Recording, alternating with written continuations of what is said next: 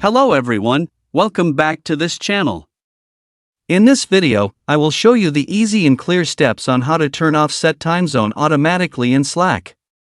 So how to turn off Set Time Zone automatically in Slack? Make sure you keep watching this video until the end.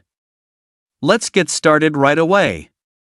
Firstly, open the Slack app on your Android device. This is the initial screen of the Slack app. Next, tap the profile icon at the top right of the screen.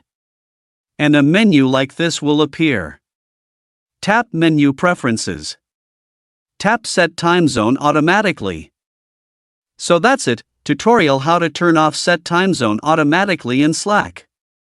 Thank you for watching.